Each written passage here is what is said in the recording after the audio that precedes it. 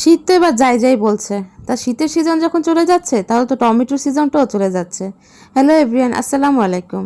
তো টমেটোর সিজনে এবার টমেটো কে কে সংরক্ষণ করেছেন বলুন তো?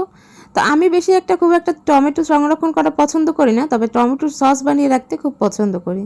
তাই তো এই টমেটোর সস বানানোর জন্য এখানে 3 কেজির মতো টমেটো নিয়ে নিয়েছিলাম।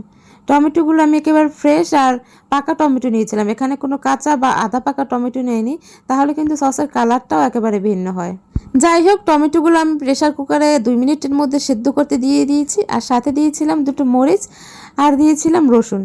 এবার এটা ব্লেন্ড করে নিয়েছি। ব্লেন্ড করার পর আমি কিন্তু এটা ছেঁকে নিয়েছি। ছেঁকে না নিলে কিন্তু এর ভিতরে অনেক দানা দানা থাকতে পারে, মরিচের গুঁড়া যে দানা ওইটা থাকতে পারে।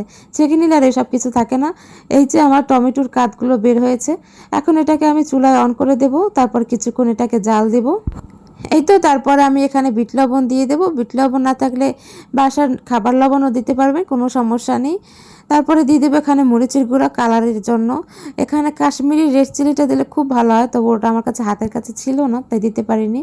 আর দিয়ে দিচ্ছি পরিমাণ মতো চিনি। আমি যেহেতু শুকনো মরিচের পরিমাণ বেশি দিয়েছি, তাই চিনির পরিমাণ একটু বেশি দিয়েছি, কারণ আমি এখানে হট টমেটো সস তৈরি করব, আর তার একটু মিষ্টি একটু ঝাল ঝাল হবে। আর টক টক ভাবের জন্য আমি এখানে দিয়ে দিচ্ছি সিরকা। সিরকার পরিমাণ যত বেশি দেবেন সসের কিন্তু টক পরিমাণ তত বেড়ে যাবে। তো আমি সব দিক বিবেচনা করেই টকটা দিয়েছি। আর সাথে এখানে দিয়ে দিচ্ছি অ্যারারুট। অ্যারারুট দিয়ে কিছুক্ষণ এটা নাড়াচাড়া করব।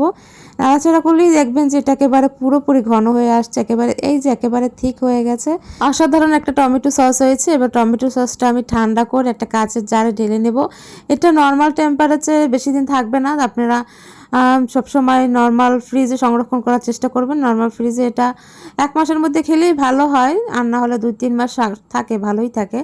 তো এই তো আমার টমেটো সস কেমন হলো সেটা অবশ্যই জানাবেন। সবাই ভালো থাকবেন, সুস্থ থাকবেন। আজ এ পর্যন্তই, ধন্যবাদ।